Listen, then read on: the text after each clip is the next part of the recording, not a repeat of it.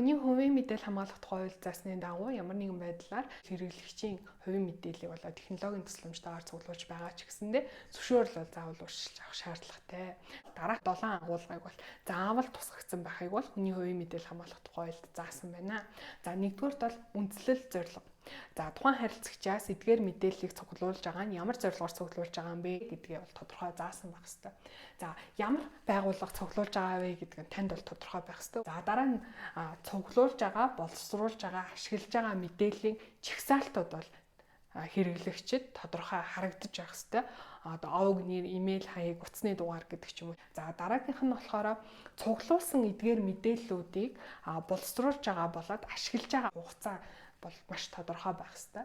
За эргээд энэ цуглуулад байгаа харилцагчийн мэдээллийг нийтэд ил болох уу гэдэг юм нөхцөл бол байгаа бол энийг одоо тусгах хэрэгтэй. За дамжуулах хэсэг.